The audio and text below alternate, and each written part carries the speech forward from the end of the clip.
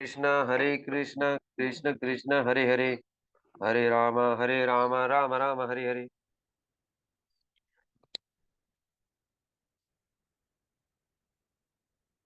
Hare Krishna.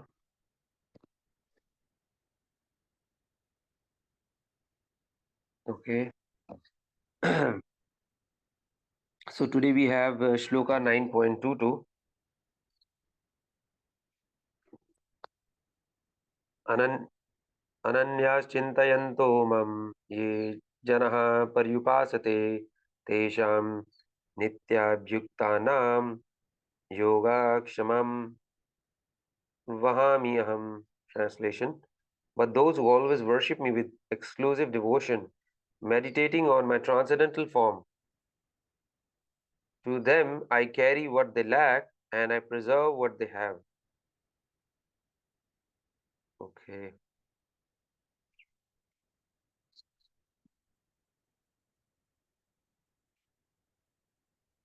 So in the present verses, um,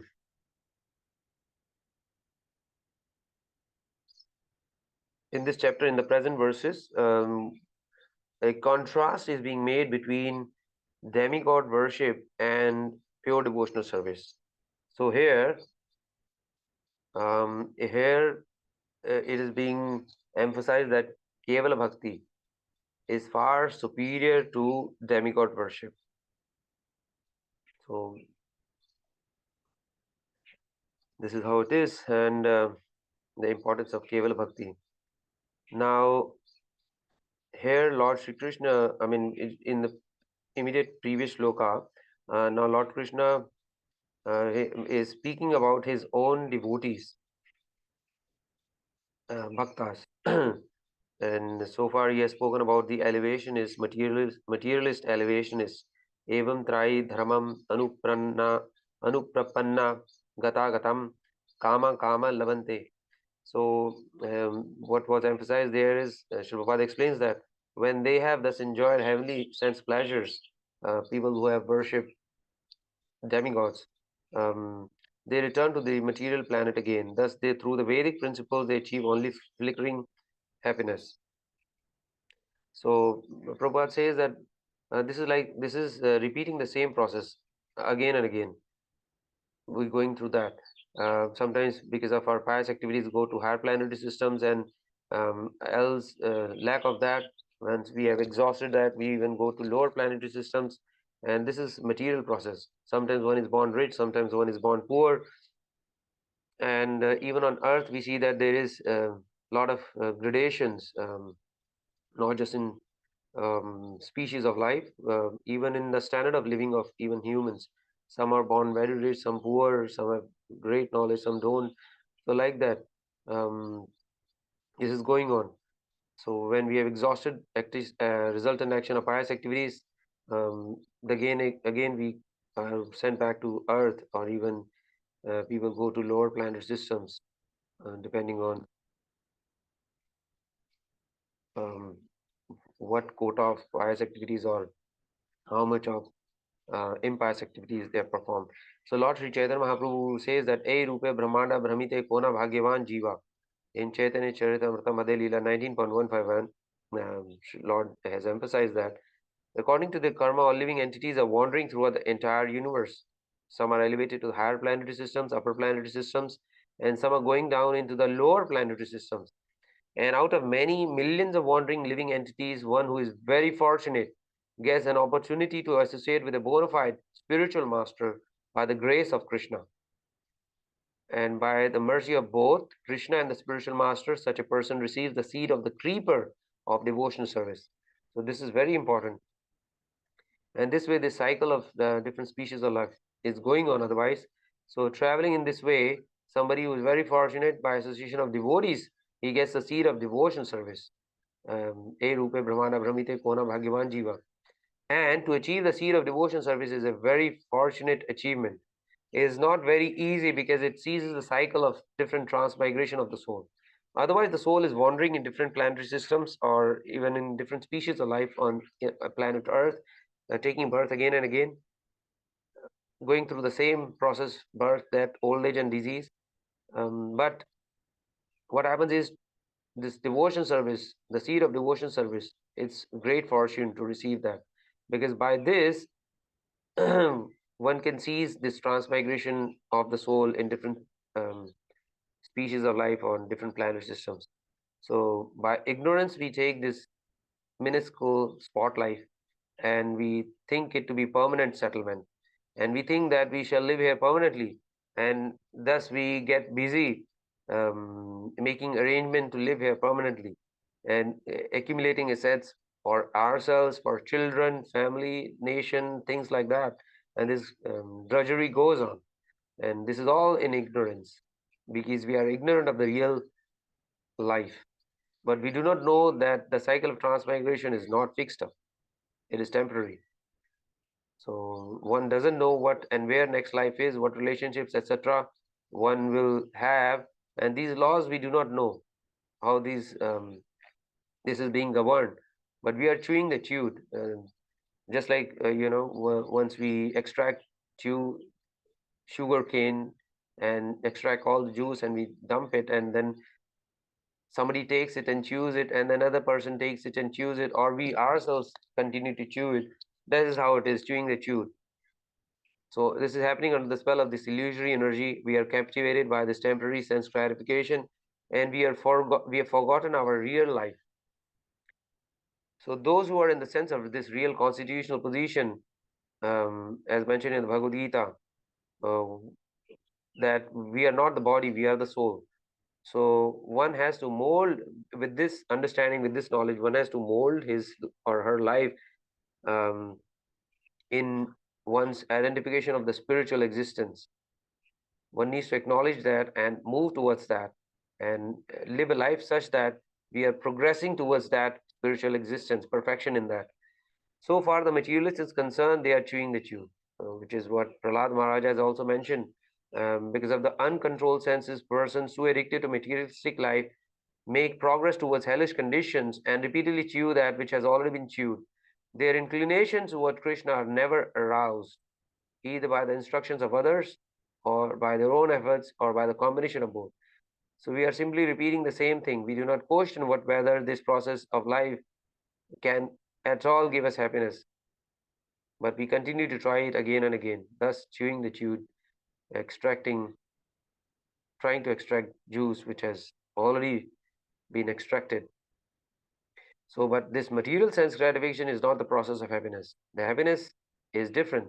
Sukham atyantikam yattad atindriya grahayam. Now, that stage of perfection is called trance or samadhi, and when one's mind is completely restrained from material mental activities by the practice of yoga. This is characterized by one's ability to see the self by the pure mind and to relish and rejoice in the self. In that joyous state, Prabhupada says that one is situated in boundless transcendental happiness and enjoys himself through transcendental senses. And established thus, one never departs from the truth. And upon gaining this, he thinks there is no greater gain. Being situated in such a position, one is never shaken, even in the midst of greatest difficulty. And this indeed is actual freedom from all miseries arising from material contact. Real happiness is transcendental, and that transcendental means that I must understand what my position and what is my process of life. And in this way, this Krishna consciousness will teach us. So this is what Prahlad Maharaj has mentioned. The Prabhupada has explained the state of perfection. And once one achieves that, one never deviates from it. He's never shaken. He always wants to be in that state. So Prabhupada explains that for those who are Krishna conscious, the Lord is saying ananyas chintayanto mam. Ananyas chintayantaha means always 24 hours without any deviation, always thinking of Krishna. Now Prabhupada mentions that he gives an example. If one is engaged in the business of Krishna, then he will always think of Krishna. Anyone who is absorbed in certain particular business, he is always thinking of the thing. So it's just like when you have some occupation or some business, you just want to profit from it, or you want to expand it, or you want to grow. So you're always thinking, contemplated ways to grow that business, make it successful. So like that, if you are in Krishna consciousness, you're absorbed in Krishna consciousness, you're always thinking of Krishna. So anyone who's engaged in Krishna consciousness, his business is to think of Krishna always. And here, Prabhupada gives an example, just like we are reading or hearing Bhagavad Gita, and we know that it is spoken by Lord Krishna. And when you think about it, when you contemplate about it, when you're doing it on your own at home also, that these speeches were given by Lord Krishna himself directly. Then when you're thinking about this, this is the essence. So that is Krishna Chintayanta. You're thinking about Krishna like this by reading Bhagavad Gita. To think of Bhagavad Gita is also Krishna thinking, because Bhagavad Gita is not different from Krishna. Krishna is absolute truth, he is supreme absolute truth, and his name, fame, for pastimes, spiritual abodes, they are not different from him. And when you are reading Bhagavad Gita, which is directly coming from the mouth of the Lord, lotus mouth of the Lord, that is again at an absolute platform. It is absolute. It is at the absolute platform. There is no duality. It is all spiritual. So in the absolute sense, there is no duality. If one speaks something um, a mundaner, if he speaks something, he says something, then one is not speaking on an absolute platform. In that case, Prabhupada explains that then that person's thinking or speaking and his self are two different things. But here, when we are speaking about Lord Krishna, when we are reading Bhagavad Gita, therefore the words of Lord Krishna are not different from Krishna. So like that. So when we receive these instructions from Bhagavad Gita, and then we think about it, this is also thinking of Krishna. So Ananyas Chintayanto Mam, always who are thinking about Krishna, about me. That's what Lord Krishna says. Ye Janha Paryupasate. And why one should think of Krishna unless he has fully surrendered to Krishna? Now, Prabhupada says that, emphasizes that unless one has taken the business of Krishna, he cannot think of Krishna. Therefore, it is said that Ananyas Chintayanto Mam Ye Janaha Paripasate. Paripasate means constantly worshipping in that way. Tesham Nitya Abhiyuktanam. Abhyukta. Abhiyukta. He is always engaged in Krishna consciousness. So, to think about Krishna 24/7, to absorb in that, to worship in that way, one has to take to business of Krishna or Krishna consciousness. This is what Prabhupada is emphasizing. So Krishna assures that one who is always engaged in Krishna consciousness, his happiness will not be destroyed. He will be always happy because I will make him, that's what Krishna says, I will supply him whatever he requires. So Prabhupada gives another example that just like one is maintaining his family, he works throughout the day and he sees that his family members are happy, and he considers them his own children or own family members, and they are fully dependent upon him. This is same consciousness, this Krishna consciousness, because otherwise where from this Krishna consciousness comes unless it is not in Krishna. Janmadi asya yataha. Srimad Bhagavatam 1.1.1. In the Vedanta Sutra, it is stated, whatever you think, whatever you see, it has its origin. And where is that origin? It has its origin in Krishna, because Krishna is the cause of all causes. He is the source of everything. He is the origin of everything. Unless in Krishna this thinking is not, unless in Krishna this thinking is not there, that my devotees. So Krishna is always thinking about his devotees. He considers them all his family. He considers them his individual to be son of his son, and he gives them special attention to his devotees. He's anxious about everyone, but he gives special attention. He is especially anxious for his devotees. So he's saying, Lord says in Bhagavad Gita 9.29, I envy no one, nor am I partial to anyone. I am equal to all, but whoever renders service unto me in devotion is a friend, is in me, and I'm also a friend to him. So just like sunshine is open to everyone, but one who does not take advantage of the sunshine, he keeps himself within the dark room.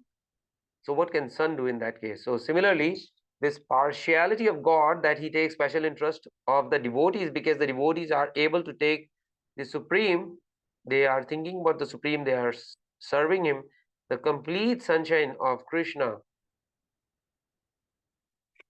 So those devotees are able to take the complete sunshine of Krishna. It is not the partiality of the sun or Krishna, but is the capacity of the person who can take full advantage of the sunshine.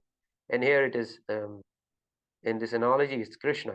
So one should come out of the darkness and take full advantage of the sunshine. So that is how it is. All of them, as a surrender unto me, I reward accordingly. Everyone follows my path in all respects, O son of Pritha, in 4.11 Bhagavad-gītā. So he gives instruction to everyone. This Bhagavad-gītā is meant for everyone. It is not just for Arjuna. Arjuna was his eternal devotee. He had all the knowledge, but Arjuna placed himself as one of us, just to receive this instruction from the Supreme Lord. And by so doing, we benefit from it. So this instruction is open to everyone. It is not, it is for every living entity. So for such persons who are completely in Krishna consciousness, for them there is no scarcity. This is very encouraging. And so people who are Krishna conscious, they don't have to think that I'll be in scarcity, I'll be in want of such thing. No, Prabhupada emphasizes and explains, guarantees that this is what Krishna has promised. Be rest assured, you will never be in want. You will never be in want.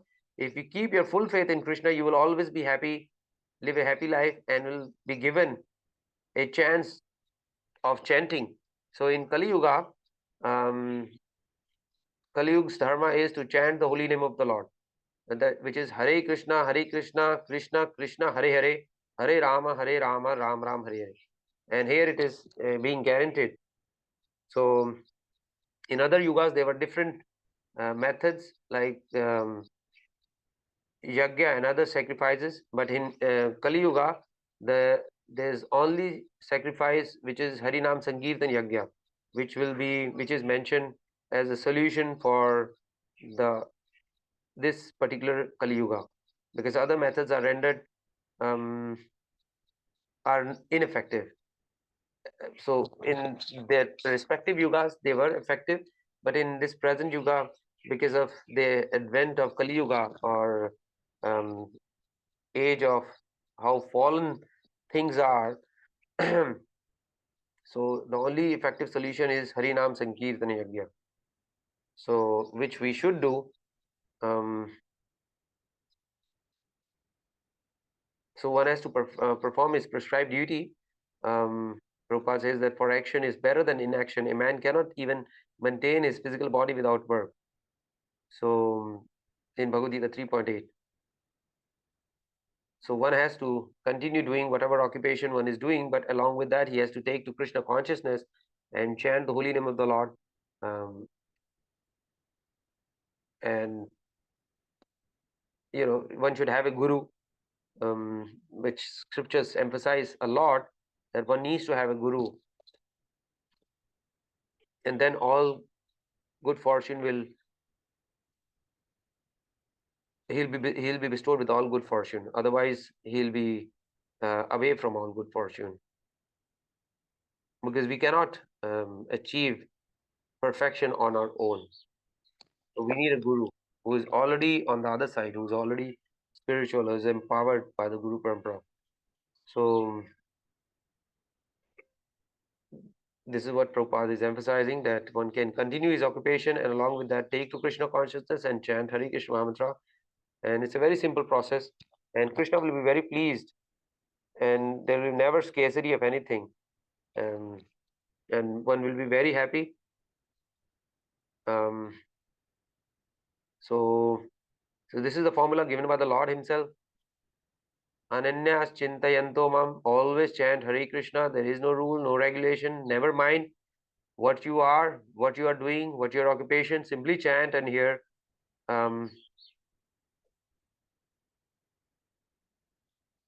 And Lord Sri Chaitanya Mahaprabhu says from Padma Purana, Hare Nama, Hare Nameva Kevalam Kalau Nasti Eva Gatir Anyatha, in Chaitanya Charitamrita, Adi Lila 17.21. So in this age of Kali, there is no other means for self-realization than chanting the holy name, chanting chanting the holy name of Lord Hari. So Prabhupada says that if one wants to, a human being after taking birth as a human, if one wants to continue living just like animals, which animals, they are doing the bare minimum, they are on the sphere of eating, sleeping, mating and defending, and if one continues to be just on that sphere and does not try to benefit from this boon like birth of human being, um, and does not try to solve the problem of life, then that life is wasted. So one needs to make best use of this human life. Both men and animals, they share the activities of eating, sleeping, mating and defending, but the special property of humans is that they are able to engage in spiritual life, which animals cannot. So therefore, without spiritual life, humans are on the level of animals. So you are elevated from the animal life only for this reason, that you can take up this line of action, Hare Krishna, take to Krishna consciousness. The animals cannot do that. So don't miss this opportunity, this chance of human life. So irrespective of where this human person has taken birth as a human, which country, what his occupation is, whatever his religion, his profession, it doesn't matter. No rules, no regulations. Just take to this Krishna consciousness and chant the holy name of the Lord, Hare Krishna, Krishna Krishna, Hare Hare, Hare Ram, Ram Ram, Hare Hare. And it is not very difficult. Anybody can do it. And here and again, in this chapter and especially in these slokas, a contrast was being made between Kevala Bhakti, life of a devotee, the bhaktas practicing Krishna consciousness, devotional life, and those who worship demigods. A contrast was being made, and the superiority of Kevala Bhakti, exclusive surrender to Lord Krishna, Lord Vishnu, that is being compared and emphasized. So thank you everyone. Prabhuji Mataji, thanks for joining. Please continue to join again tomorrow and understand